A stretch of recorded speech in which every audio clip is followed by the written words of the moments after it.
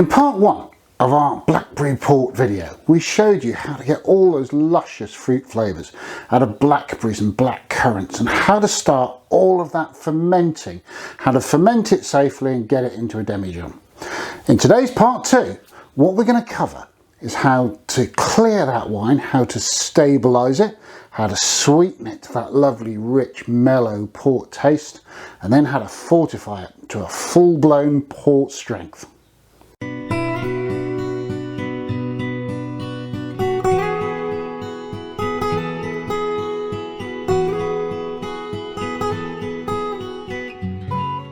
Hello, welcome to English Country Life. My name's Hugh. Welcome to the kitchen and part two of making Blackberry Port. In part one, we took 4 kilos of blackberries and blackcurrants. We got all that fruity goodness out. We started fermenting them in a bucket, wrapped them off into a demijohn to finish that process. Well, I think it is now finished. There are no bubbles passing through the airlock. So what we're going to do today, take a look at that. We're going to measure the specific gravity of that wine. If it's below 1, we can be fairly confident that all the sugars in that wine have fermented out. We can even do a little calculation to work out how much alcohol is already in the wine. Then what we're going to do is clear it and stabilise it. And by stabilise it, I mean preventing that wine starting to re-ferment. And there's a good reason for that. By fermenting out all the sugars, we've made a dry wine. But port's not dry. It's a lovely, rich, unctuous drink, and we want it to have a sweetness.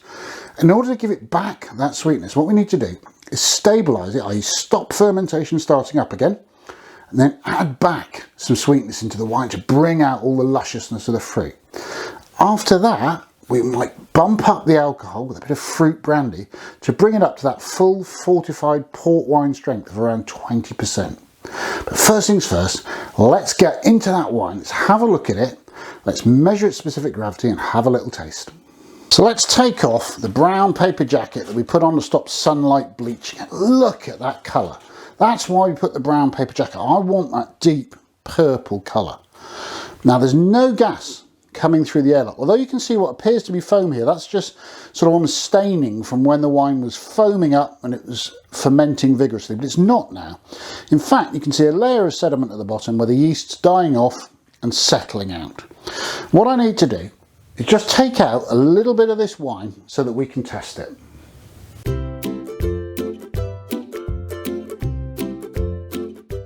Let's check that reading then.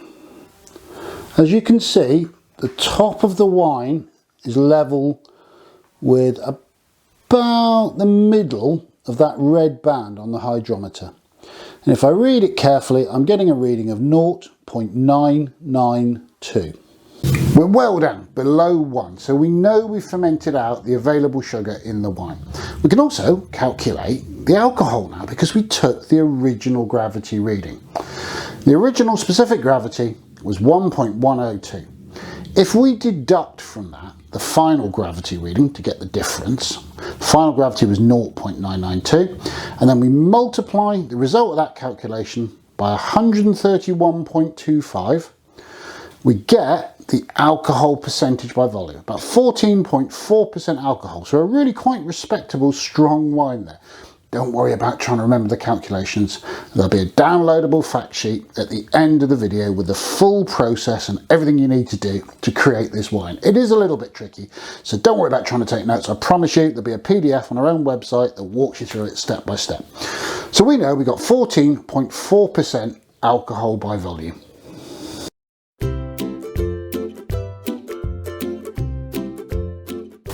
Before we move on, I want to taste the wine. It tells us a lot about what's going on inside it.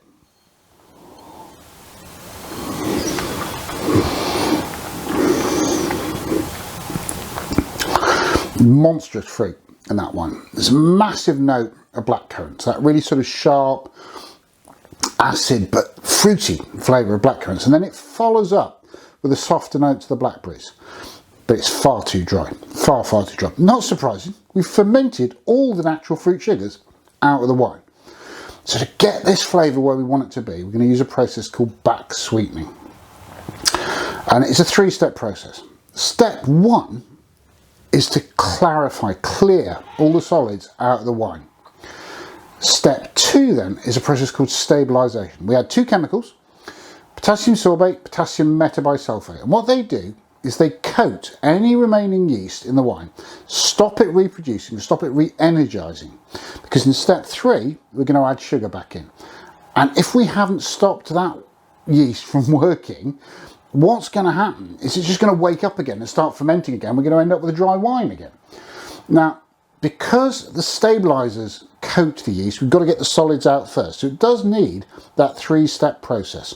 Clear the wine, stabilise the wine, sweeten the wine. And that's what we're going to do next. So the next step is we're going to use wine finings to clear that wine so that we can get on and do stabilisation.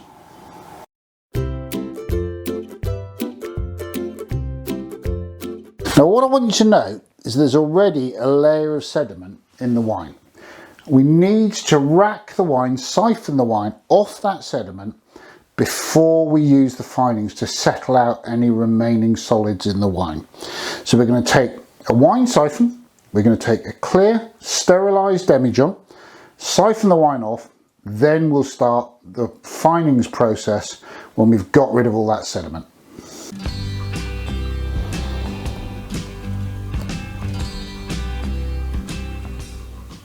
You'll notice I've left just a tiny amount of wine. It really is probably a couple of tablespoons full in the upper demijohn, because I don't want to risk dragging over all that sediment. As we go through the process of fining and racking, you're going to lose a bit of volume. Don't worry about it, because we're going to add back in volume in the back sweetening and in the fortifying processes. So you will end up with plenty of port by the end of this recipe. Now we're going to add finings to the wine. It's just 2 liquids. Finings A, finings B. And for 1 demijohn we need half a teaspoon of each of the liquids. We put in half a teaspoon of A, we give it a good stir. I like a long meat skewer to do that. It's the easiest way I've found of doing it. Then we wait half an hour, we put in half a teaspoon of finings B, give it a good stir, refit the airlock and wait for a week for everything to settle out.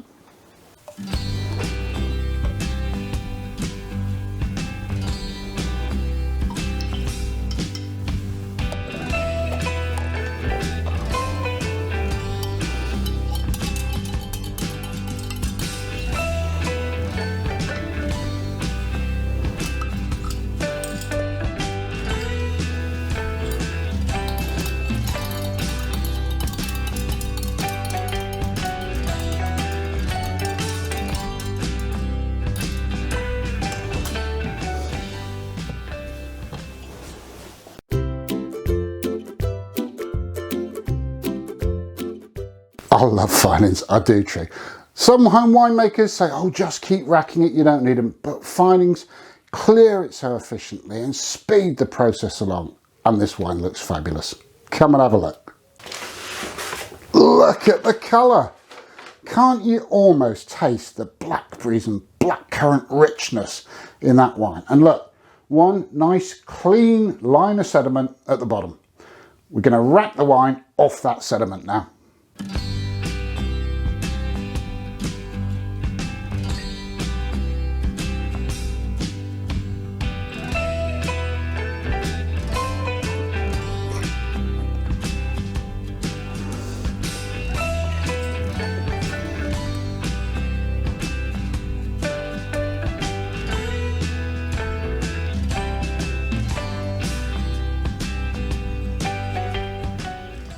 It's worth noting that there is still a little bit of wine along with that sediment at the bottom of the demijohn, and we're going to lose that. There's no way around it, but we're going to gain volume when we add in the back sweetening and when we add in the fortification. So don't worry about it.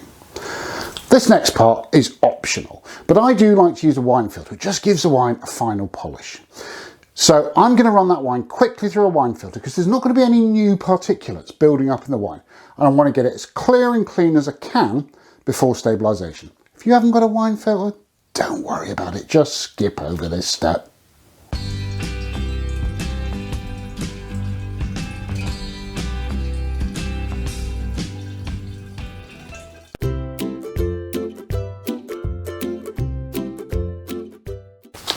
Whilst that wine's filtering, let's talk about stabilisation. What is it? Well, what we do is we use two chemicals. This one, potassium sorbate. This one, sodium metabisulfate. We take 3/4 of a teaspoon of potassium sorbate and 1 crushed tablet, which is known as a Campden tablet, of sodium metabisulfate. And we dissolve them in warm water. Then we add them to the wine and we leave it for 24 hours. And in that 24 hours, those chemicals will coat any remaining yeast and stop it reproducing. And that's quite an important thing to understand, because they won't stop a lot of yeast that's actively fermenting, but there will be just a little bit of residual yeast. Even though we fined it and racked it and filtered it, there's still a tiny bit of yeast in that wine. And if allowed to give more sugar, it would start breeding up again and start fermenting again. But by adding these chemicals and leaving it for 24 hours, they're coated, they can't reproduce, and fermentation won't restart. So they won't stop active fermentation, but they will start it restarting once it's completed. Let's dissolve our chemicals in some water. That's potassium sorbate, just a sort of granular thing. I do find though that measuring spoons to get 3/4 of a teaspoon are very useful.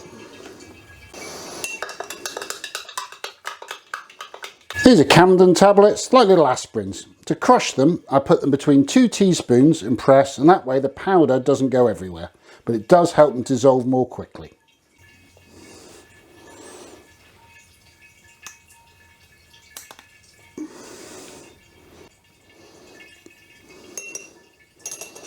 The other thing I'm going to do, whilst my wine is filtering, is I'm going to make up a sugar syrup. We'll use that tomorrow, once the wine is stabilised, to back sweeten the wine. It's a very simple process. What I do, take 1 kilo of sugar, dissolve it in 1 litre of boiling water, stir until dissolved and allow to cool. Once it's cooled, I'll put it into a bottle or a jar with a lid on, and then I can add a little bit at a time to do the back sweetening tomorrow, save the rest for another occasion.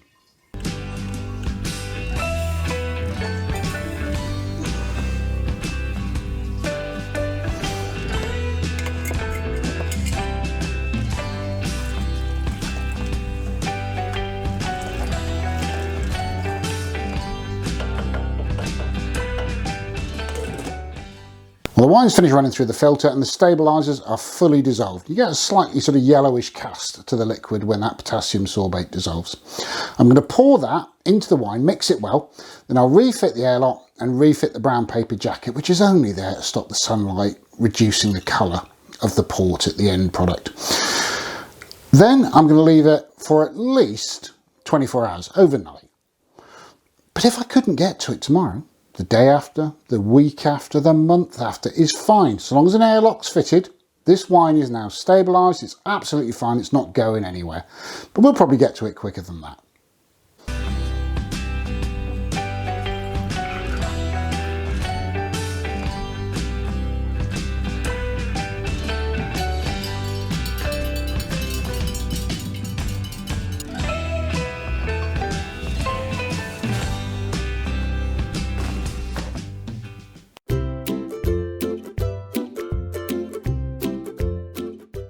24 hours later, the wine's stabilised and we're on to those finishing steps. We're going to use 2 steps here. You can choose not to if you want. Step 1 is we're going to fortify the wine. We're going to bring the strength of that wine up to sort of 18 to 20% alcohol by volume. And we do that by mixing it with brandy. It was originally done, fortified, to strengthen. The wines from Portugal, these particular wines, didn't travel well and they would tend to go off. But they found that by adding brandy to them, they travelled extremely well. What people also found is that drink, that sort of after dinner port drink that's somewhere between wine and spirits, was a lovely drink in its own right. So the fortification has continued to this day and age, and that's why we're doing it. You don't have to. You don't have to fortify this wine. Once we've done the fortification, we're going to look at the back sweetening, and the back sweetening brings that sweetness back, so it brings out the fruit flavours. And when you've fermented a wine to a very dry state, it can actually lose some of the niceness of the original fruit flavours. So we're going to put some sugar back into the wine to bring those flavours back out. There's our fortified wine. It's between 4 and 4.5 litres in that demijohn, but we're going to need to add spirits and add sugar syrup, and there isn't rum. So I'm going to measure exactly how much we've got, and I'm going to put it into a large saucepan just to use as a mixing vessel. Through measurement, we've established we've got 4.2 litres there of stabilised wine at 14.4% alcohol, which we've measured. Now, to bring that up to 20% with a little bit of maths that I'll put in the download sheet, I won't bore you with it now, we've established that we need to add 1.2 litres of brandy at 40% alcohol, and then the mixture as a total will be 20% alcohol by volume. Now, I could just use basic brandy, but we're making something very special here, and because it's blackberry, I thought, well, what would work with that? Calvados. Calvados is apple brandy. Blackberry and apple, I mean, it's just such a good combination. So, totally accept 1.2 litres of Calvados, not a cheap thing, but we're making something very special here, and it's worth the investment. So let's put our 1.2 litres of Calvados into the wine.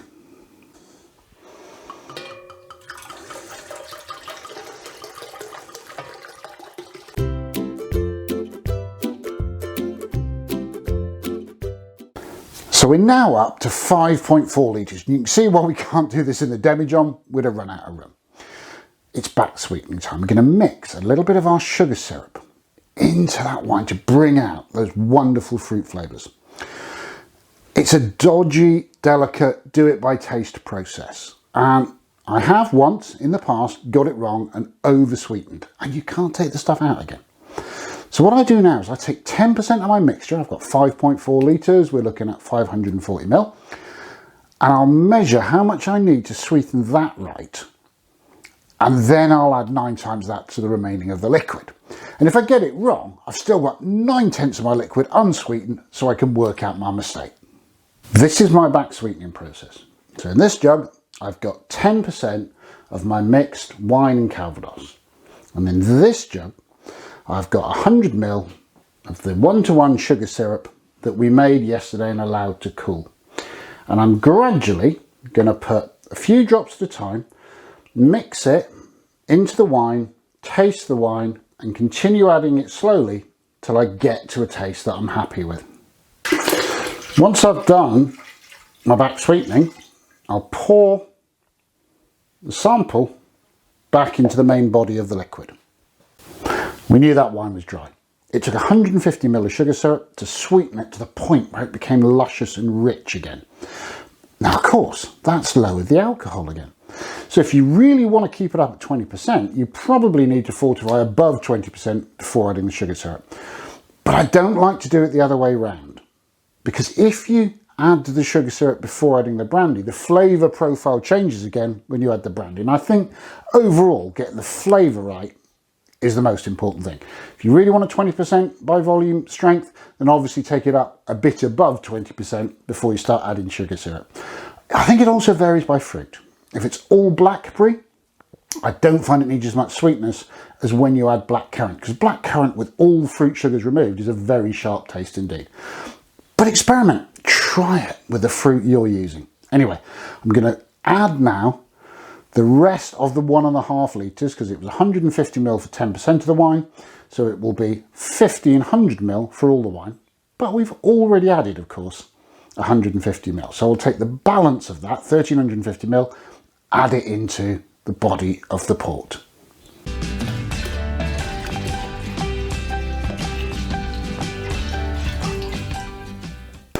I wish I could offer you a standard formula and just say, just add this amount of extra sugar. I can't. I've made this several times. All blackberry, all blackcurrant, a mix of both. It comes out different every single time. The only way to get that sweetening just right for your own palate is what I've shown you, is to gradually add little bits of sugar. Keep tasting it, knowing it will be sharp to start with, but gradually it rounds out and the fruits come much more to the fore in the taste. And eventually you hit that point, you go, yep, that's it, that's right, spot on. And of course it's spot on for your tastes. It's a great flavour, and honestly, try this. I know it looks complicated, but it really isn't. Just follow the instructions step by step, and that end result, honestly, is better than many vintage ports that I've drunk. The fruitiness the sweetness, the depth of flavour is absolutely incredible. You have to try it for yourselves. I'm going to bottle it now. I'm not going to dwell in this video a lot on bottling technique. We've shown it several times in previous videos. I'm going to bottle in half bottles because that way, A, I can have a little bit when I want it. B, I've got more to share with friends.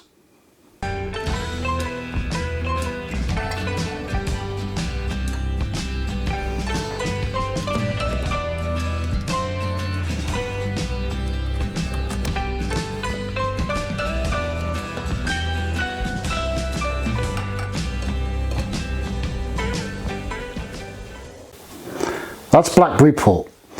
Undeniably a more complicated recipe than some of the simple country wines we've shown in the past, but the end results are totally worth it. I wish I could share a sip with you, I really do. It's an amazing drink. It is totally worth making. If you've enjoyed today's content, can you spare us 5 seconds and give us a thumbs up down below? Are you interested in more of these more advanced kind of country wines, like sort of ports and sherries and maybe rice wine and those kind of things? If so, just let us know in the comments. I'll be delighted to make a video to show you how I make them. If you want to see those videos and everything else we make, just whack on the subscribe button if you're not subscribed to the channel and hit that bell next to it. You'll hit every time we upload new content. It's all kind of smallholder, self-sufficiency, chicken breeding, vegetable growing, all those kind of old-fashioned country skills. Anyway, whatever you do, come back and see us soon. Take care.